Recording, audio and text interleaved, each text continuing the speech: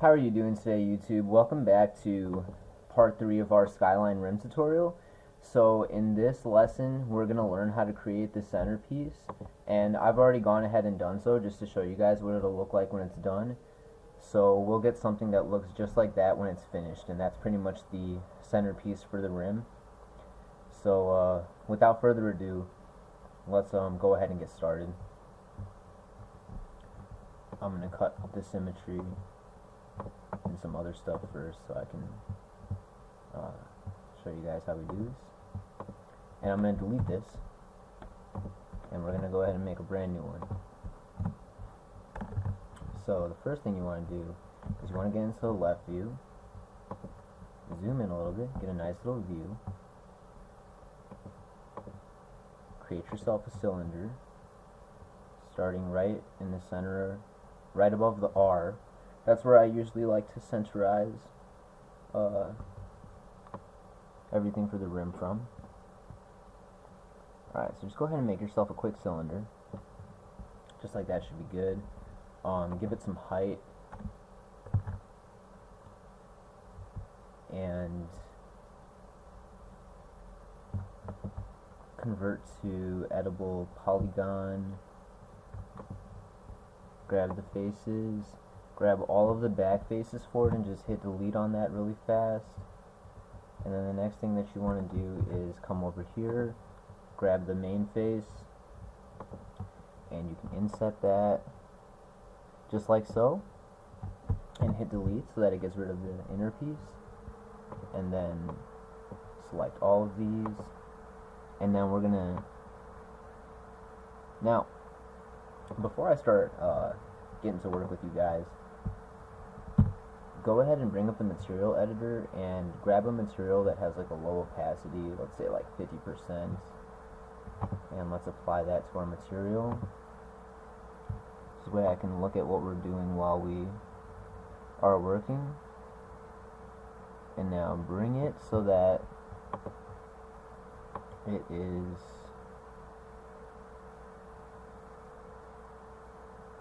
okay, right here is good. And then what you want to do is grab this border tool, grab the inner border, hold down shift, and just lightly make a little border, just like that. And then grab your edge tool, grab the second to last edge, hit loop, go ahead, hit chamfer, and give that like a very, very small chamfer. Like 0.38 should be good. And the reason why, and I'm going to zoom in so you guys can see what's going on. So I chamfered this edge over here, and the reason why I did that is so that it looks sharp upon rendering.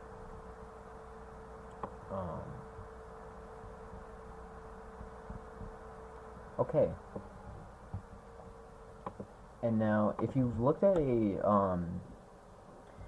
GTR center spoke piece, it has basically a small like gear looking thing sticking out for corresponding to each one of the spokes, and we have 6 spokes here. So what you can do is you can go ahead, grab 1, 2, I'm sorry, let's start by hitting this, because sometimes when you select something and you have this arrow over here, it basically like gets in the way of selecting other edges. So what you can do to go around that is hit the mouse tool over here, or the arrow, whatever you want to call that, and then you can go 1,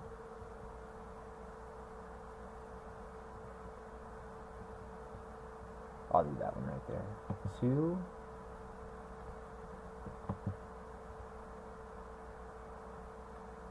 3,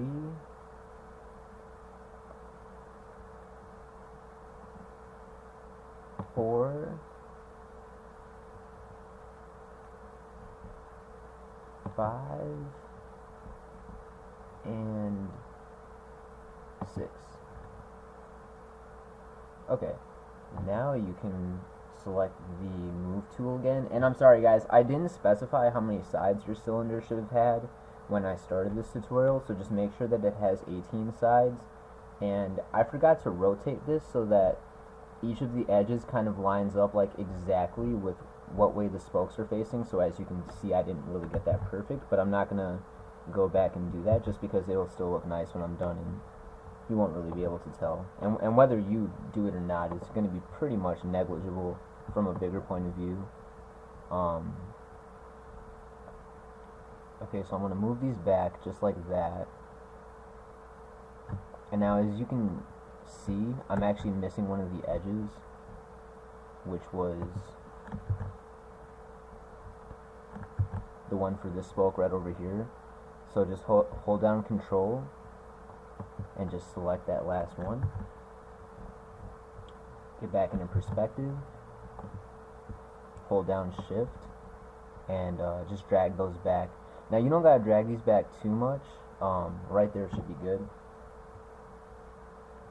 Alright, so you go ahead and exit out of Edge Tool now.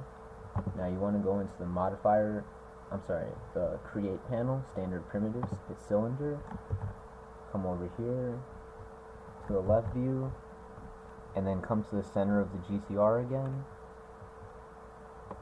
and just make like a cylinder right there.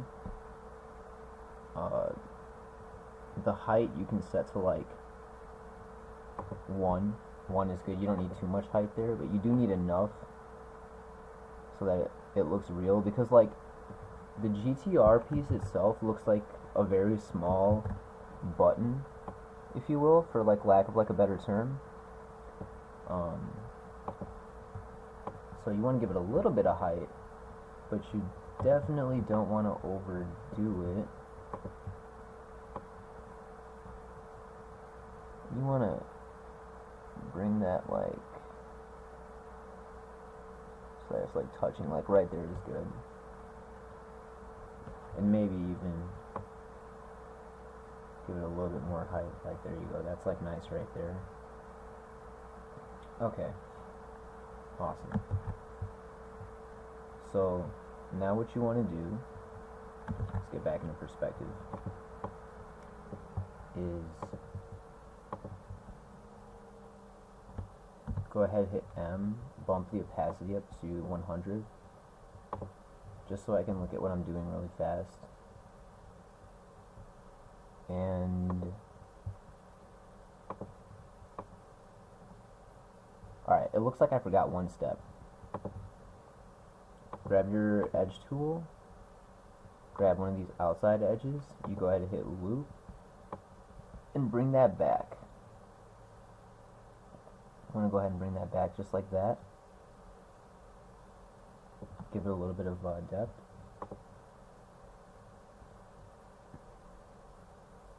Okay, now I'm going to have to grab these ones.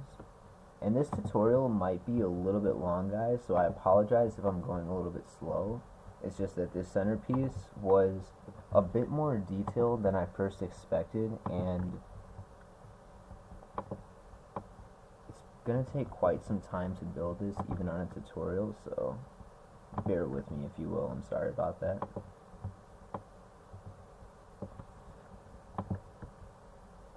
Make sure you got all these edges grabbed and just move them back just a little bit, just like that is good. Next, to give it a little bit of roundness, take one of these, hit ring, hit connect, grab your scaling tool, and just like very lightly you can scale that up just to give it a little bit of roundness. Okay.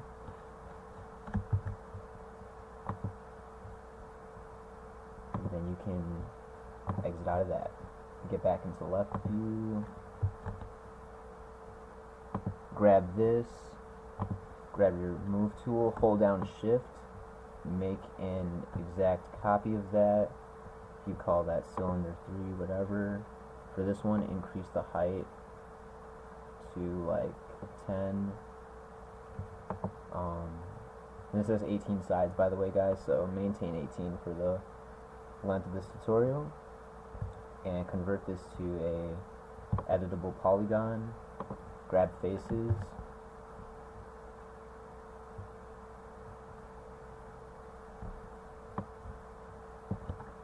So you go ahead and grab all these for a second and move them to where we can see them. So I'm in the front view right now, and I'm just going to grab all of the edges except for the front one, and I'm going to hit delete. So all that I'm left with is this piece right here. And then what you can do is you can grab your inset tool, go ahead and give that a little bit of inset, just like that is perfect. Hit delete to get the inside edge out. Grab all of these, scale that up a little bit, and bring it over here.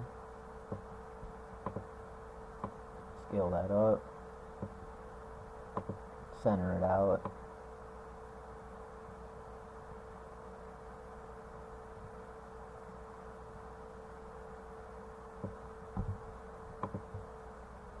Scale that in a little bit.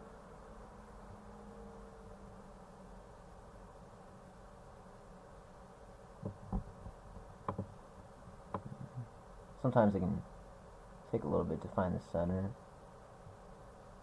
Well, that's okay if you have like a little bit of gap, as I do, because the next step is going to be pretty straightforward. And you can even go ahead and grab this outside selection right here, take scale, and bring those in just like that.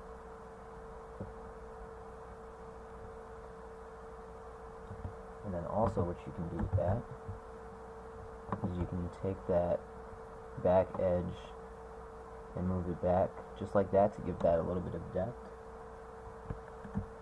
Get back in perspective and just, ooh, sorry about that. Grab all of these on the x-axis, slide that back into position. Right below where we extruded out those little faces is good. So like, right there is acceptable.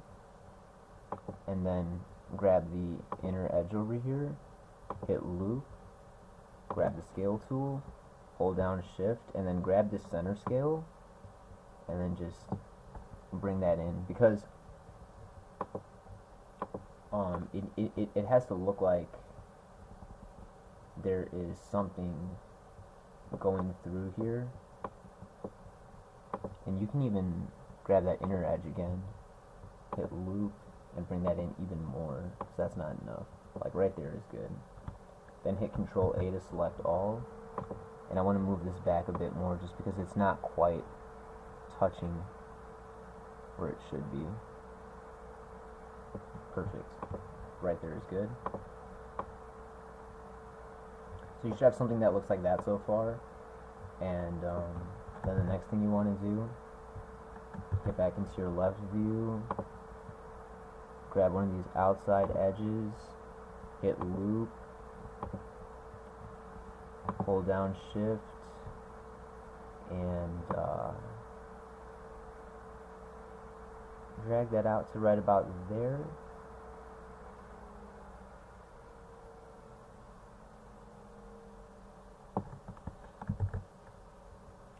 That should be good. I'm sorry, but I want to make sure that I'm dragging it out and it's flat, because it doesn't look to be that way. So let me try that one more time. There we go. So when you scale that out, do it in the perspective view and do it with the center scale. I don't know why, but it doesn't seem to... Okay, so my mistake there was I was using two scales, and this scale will scale something out in the same angular direction that your geometry was going in, but the center scale right here is going to scale everything out center to world. So if you ever need to get like that flat surface effect, use the center scale. Alright guys, so to continue, bring that to right about there.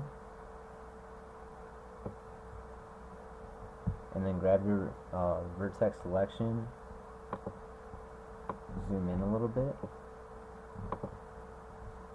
Take this one,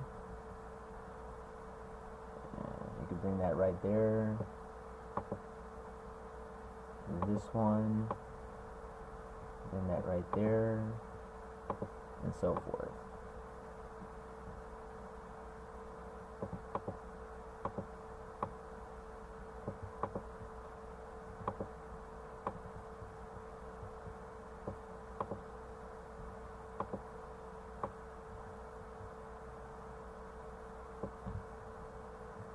Okay, now if you're looking at the GTR sensor piece, you can see that it has a rounded effect. So to create that, what we're going to do is we're going to grab these vertices, all the ones that we didn't move out to the edges,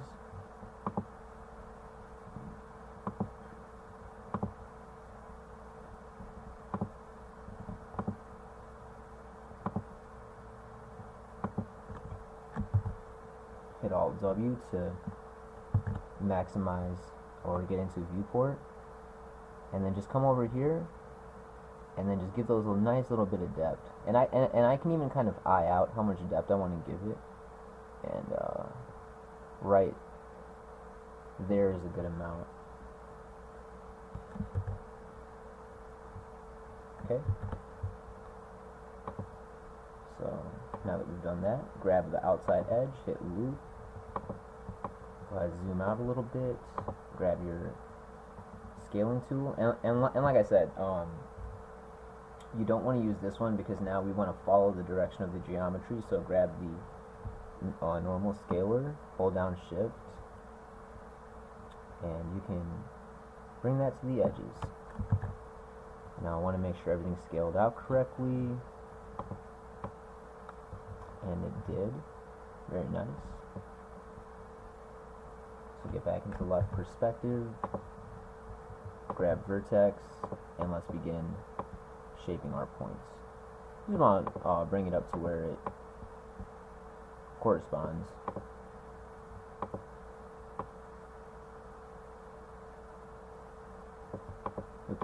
With the actual rim picture.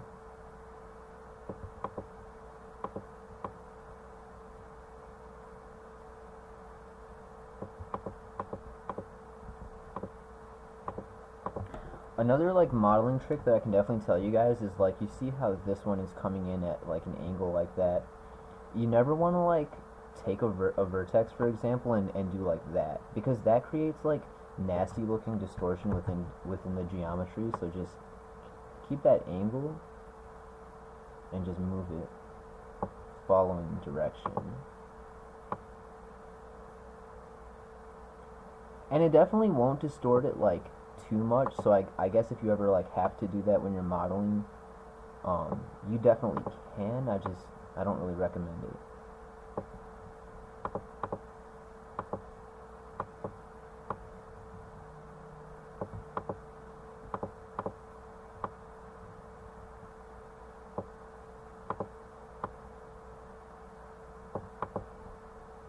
And again, I'm not getting this as perfect as I probably should be, just for the sake of me not trying to waste too much of your guys' time with the length of this tutorial. I just want to get this, what you guys need to learn, out of the way. Alright, that looks pretty much acceptable for me. Maybe I can, nah, that's alright. So then, the next thing that we're going to do is grab those same points that we raised. So, 2, 4, 6, 8, 10, and 12. Hit Alt W, grab perspective, and then on the x-axis, just go ahead and bring those out a little bit more. Just like that is good. Alright. And that pretty much completes the GTR centerpiece, guys. And now, if you zoom out, you can see we got the centerpiece created. Good to go. So all you gotta do now is attach this to this to the cylinder, and now you've made it one piece. And you can grab the move tool and just line it up.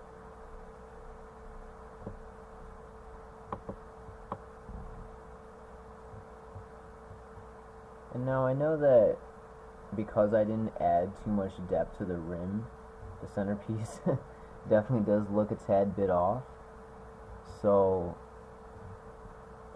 you can A, add more geometry to the rim to fix this, or B, you can just leave it how it is. And even if you leave it how it is, I mean, from a rendered point of view, it's still not gonna look too bad, and I'll show you what I mean in one moment. Alright. And the next thing I want to do is I want to get rid of that gap. So like right there is good. Keep a little bit of the gap.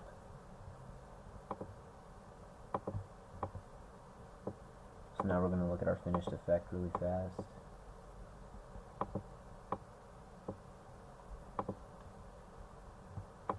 And again, guys, like what I taught you how to make is by no means to a real world perspective perfect, but for the sake of this tutorial, this is really just for learning purposes. I mean, can you get the rim to follow the centerpiece and actually make it look like everything's lining up? I mean, I'm sure you could. You would just have to raise these sections of the center spoke to match up with what we raised in the centerpiece. It's just that I'm not going to go ahead and do all that just because I've already kind of gone ahead and I've created the entire rim, so.